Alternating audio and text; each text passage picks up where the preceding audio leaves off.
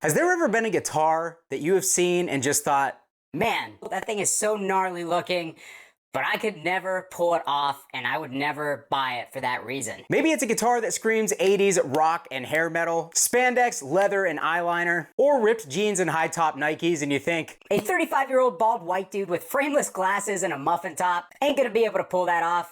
well, you're not alone. And today, I have the pleasure of sharing one of those guitars with you, and it's gonna look totally ridiculous on me. Today, we are checking out the Neil Moser custom guitars, all handmade Genesis. Look at this thing. Look at me. Let's do it.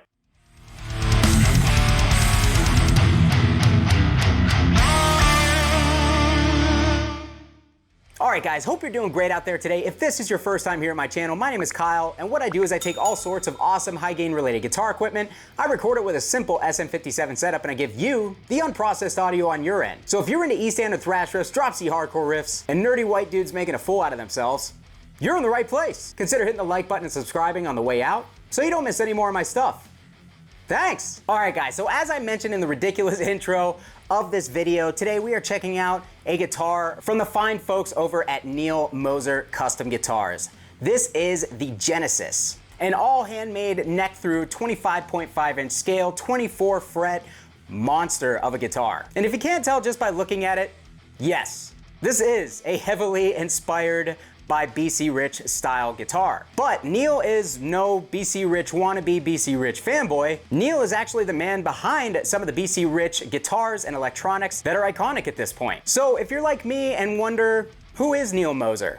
You're in luck, because I'm gonna tell you and attempt not to butcher any of the details. Neil actually worked for and with BC Rich from 1975 to 1984. So again, those BC Rich roots run deep. And if you are a fan of BC Rich instruments, you'll know that that period is kind of considered like the golden age of BC Rich. Now, Neil worked as a custom contractor, and he also helped design, or did design, a lot of the electronics in those guitars back in that time. And probably one of, if not the most iconic design from BC Rich, the bitch, was actually one of Neil's designs. That wild-ass guitar was conceived in 1977 and was brought to the show floor at NAMM in 1978, and has been an iconic design in the guitar collective since then. So of course, when you look at the Genesis here, that's obviously the first thing you think of is BC Rich just by the aesthetic. This was actually a design that Neil pitched to BC Rich back in the day, and they actually shot it down. So it never came to market, it was never produced, and that was pretty much the end of the story for this, until Neil decided to go into business for himself and start building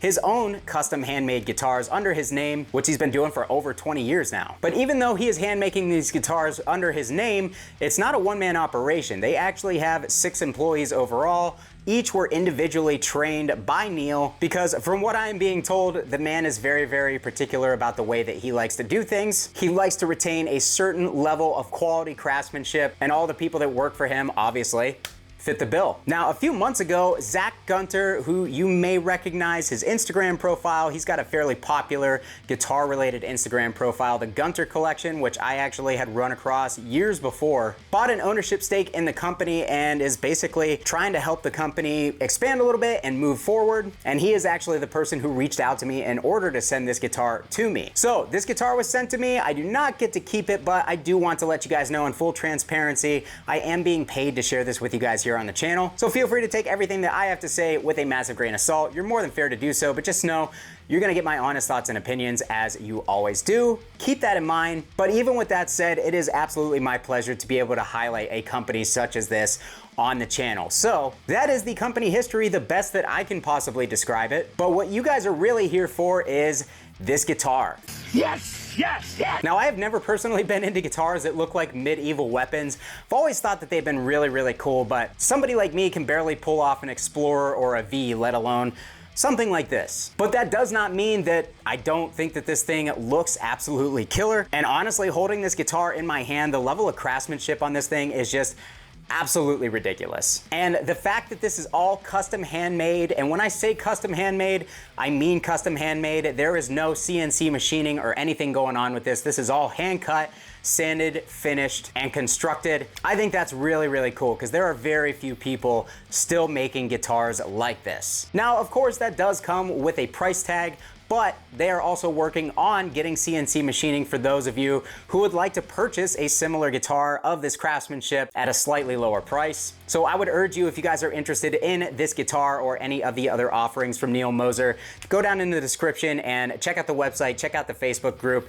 Make sure that you give them a follow so that if you want to get in on a custom handmade guitar or one of their CNC machine models when they come out at a lower price, you'll know exactly where to find them and who to contact. So with that being said, let's get into the specs of this bad boy and let's start hearing some sound samples and getting my impressions on how this guitar plays and feels. As you guys can see, this is a maple neck through body, which in my opinion looks absolutely killer. It also has Gabon ebony stringers, which I'm assuming is some sort of exotic fancy ebony that I've never personally heard of before and probably can't afford, as well as black Limba wings and a black Limba headstock faceplate here. We've also got an ebony fingerboard. We've got 24 frets, which I am assuming just by the way that they look are stainless steel. I'm not sure because it's not in the specs that were sent to me, but they are incredibly shiny and smooth. So if they're not stainless steel and they're some sort of nickel alloy or something, they are incredibly well dressed and finished because this guitar, I will tell you, feels incredible to play, and these frets are super smooth, super smooth. And as for the finish, we have a hand-rubbed tongue oil, which not only looks incredible in my opinion, but feels really nice under the hands, especially the neck. The neck feels really smooth, really nice in the hand, and really comfortable to play because of that tongue oil finish. Now, the shape on this neck is a rounded C, and I gotta say, as somebody who generally likes like fatter Gibson necks, this comes in a little slimmer than that, but has a very similar profile. So it's definitely no crazy, super slim shredder profile. It's a good, substantial feeling neck. As far as the weight on this thing, it is very light. I would guess it's somewhere in the 8 pounds or slightly under range, but it is well balanced. Like when I strung this up with the strap, it hung on me just perfectly. It does not seem to have any sort of neck dive, even though, as you can see with the construction, the neck is definitely way out far from the body. That was a really horrible way of wording that, but you probably understand what I'm saying. So moving on to the hardware, we've got a Hipshot bridge here, and we've got Hipshot open gear locking tuners, which feel incredibly smooth, honestly. I've never tried their open gear locking tuners before.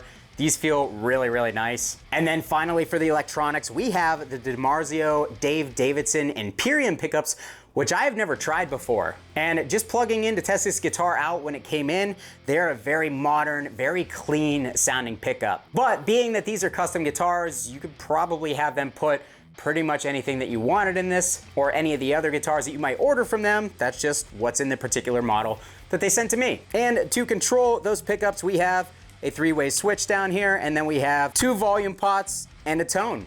And I think that pretty much does it as far as the appointments on this guitar. As you can see on the back of the headstock, this thing is actually hand signed by the man himself, so that you know that he signed off on it before he sent this out the door.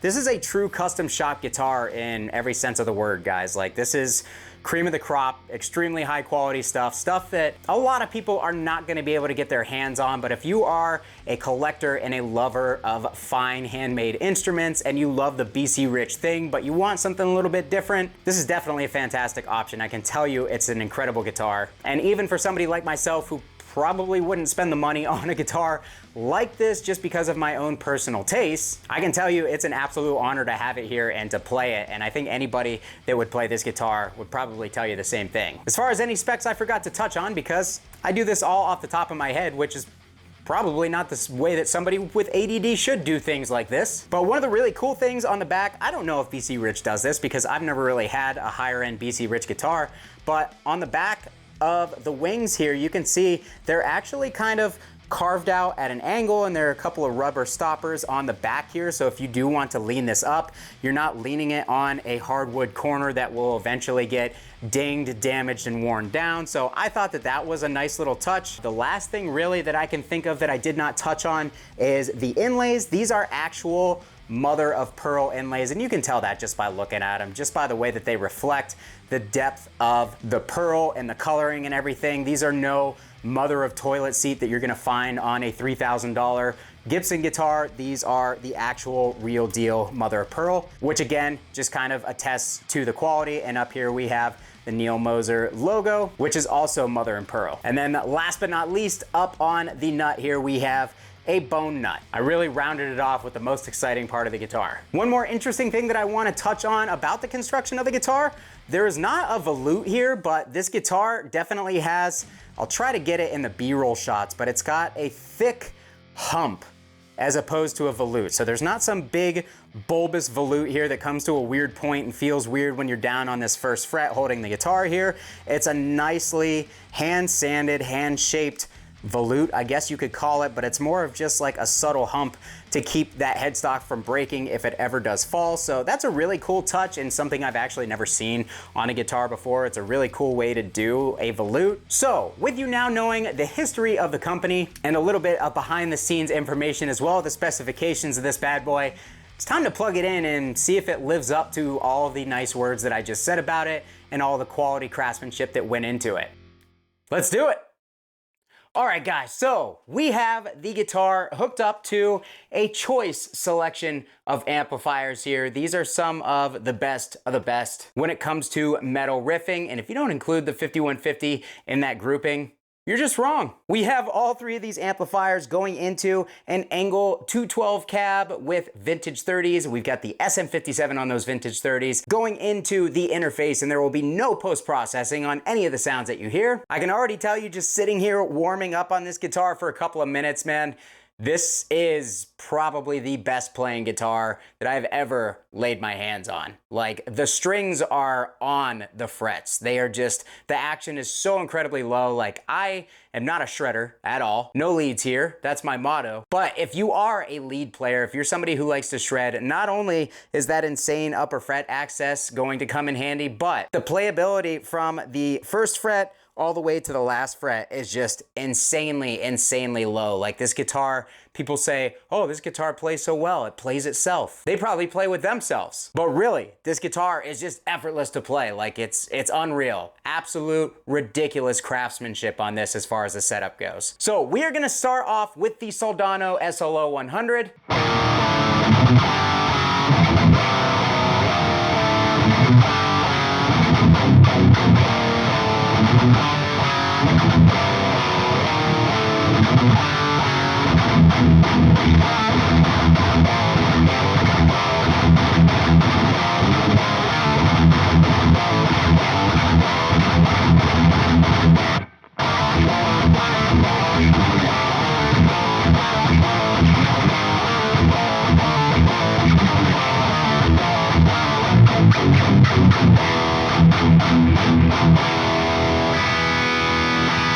Alright guys, so the very first thing that stands out to me about this guitar sound-wise is string clarity. The string clarity on this thing is absolutely ridiculous, and of course the pickups are going to have a big part in that too, but I truly believe that the low setup, these strings basically resting right on top of these stainless steel frets. I don't know if you guys like mess around with your own setups a lot on your guitars, but for me, I'm constantly tweaking things, usually ruining things. And one thing that I have noticed is that the closer that you get the strings to the fretboard and to the frets, the brighter the guitar overall starts to sound, and generally that kind of leads to a little bit more string clarity. So when we're talking about a guitar that has the strings like literally right on top of the frets, everything, you're hearing everything in that top end, you're hearing all of that note detail and clarity and everything, and it's just ridiculous. It's probably the clearest sounding guitar that I've ever had the opportunity to play. These pickups,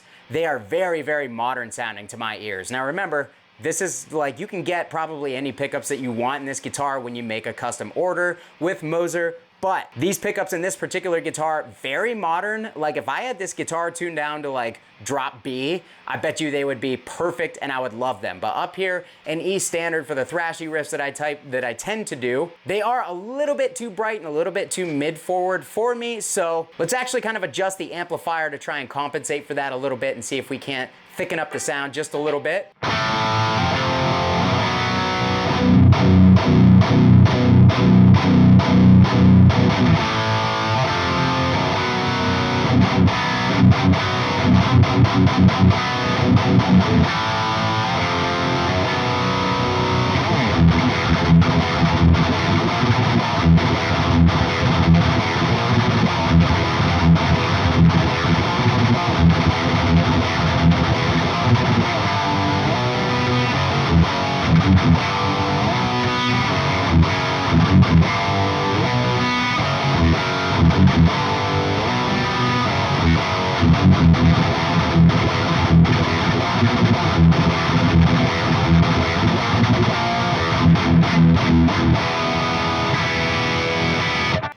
So guitar plays incredibly well. The neck, that little bit chunkier neck that you might expect on a guitar like this, for me, man, is damn near perfect. Like, it is a really, really nice, kind of thick, not too thick profile. Fret ends on here, you don't even feel them. Like, the guitar feels very, very well done. A lot of attention to detail on the frets and how this guitar plays and feels overall. It doesn't quite feel like a guitar that has been played and broken in yet. Like, those fret edges haven't been like totally rounded over. But for a right out of the box experience, man, it feels really good. So let's move over to the Bogner Helios Eclipse.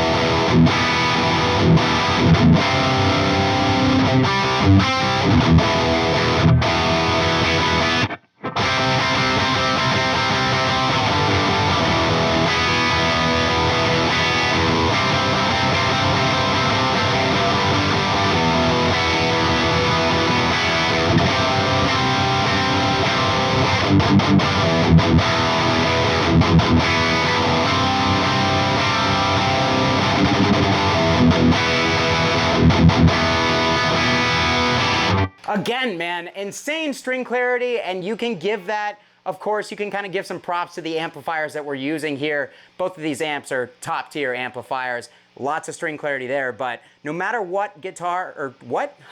No matter what amp I've played this guitar through, it has just been like, you hear every bit of every note. And that, I think, is really just a sign of the level of attention to detail to the craftsmanship and stuff in order to get that set up the way that it is. It's just, it plays so well. The guitar is resonant. It's super comfortable, honestly. Like, I was not expecting to like sit here and feel comfortable playing this thing. I mean, look at it. It's a weapon. You could definitely use this to hunt your neighbor's cat if it's driving you nuts. But it feels really, really nice sitting like this. If you're an actual skilled guitarist and you sit in the classical position and you need to get that upper fret axis and stuff, it's sitting on me just like that. No problem. The bevels just really make it incredibly comfortable no matter what position you sit in. I think you guys can tell I'm having fun playing this because I'm like smiling the whole time I'm playing it. And number one, it's because it's just so easy to play that you really don't have to think about your playing as much. And number two, it's really resonant. Like, I feel like I'm connecting really well with the instrument. Like, this guitar just feels alive in the hands, and I'm here for it, man. I am enjoying every second of this.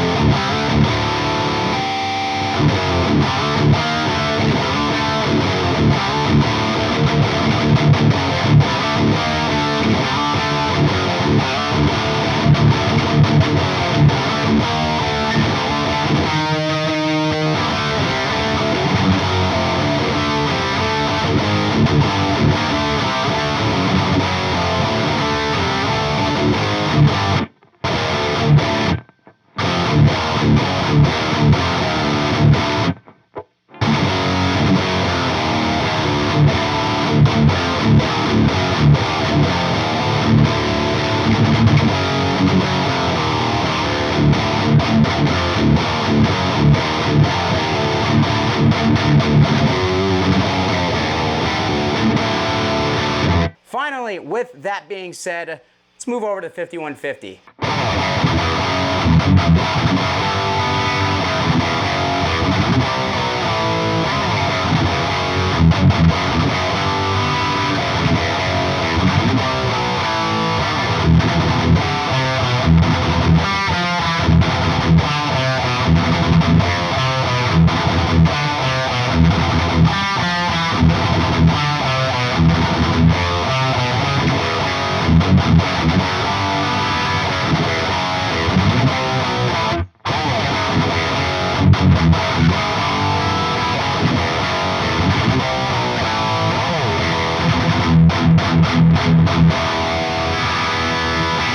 right, guys, so like I said, even on the 5150, which definitely has less string clarity than the Soldano and the Bogner, still, like, there's lots of string clarity going on with this guitar. The 5150 still sounds thick, but you can hear every note that's coming out of it with this thing, so really, really cool. I'm gonna go down to drop D, and then we're gonna try to put this thing in drop C and do a very drop-tuned riff, and we'll call it a day. I'm having way too much fun, though.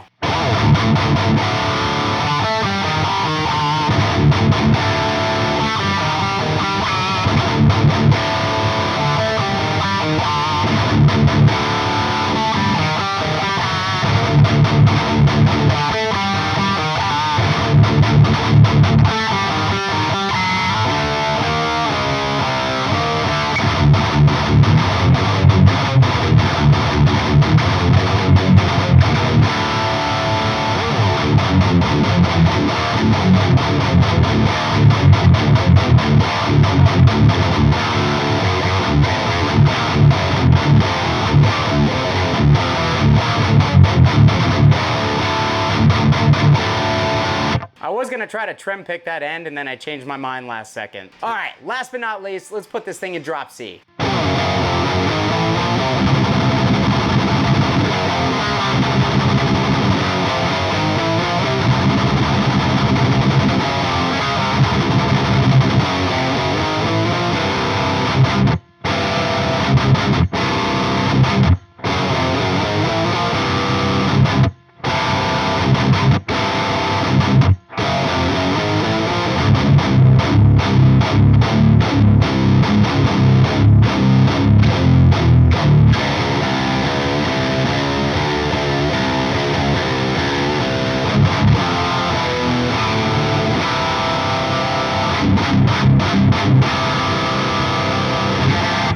Finally pulled it out of tune there at the very end, but it's gonna do it for me today, guys, on the Neil Moser Banshee. That's not it. What is it? Genesis, the Neil Moser Genesis. This guitar, again, custom build. I will put the link to the website down in the description so you guys can check out all the info for yourself, but this build comes in at $5,700.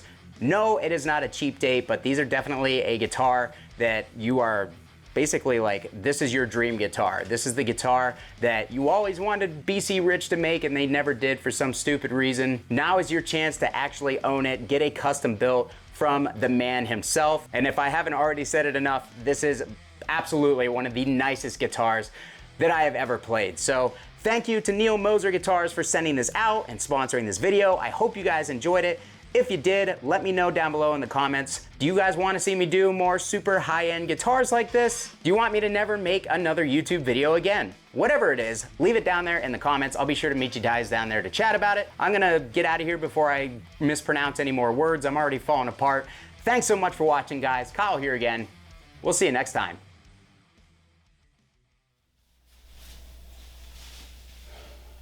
You know what this wall is missing? Another amp.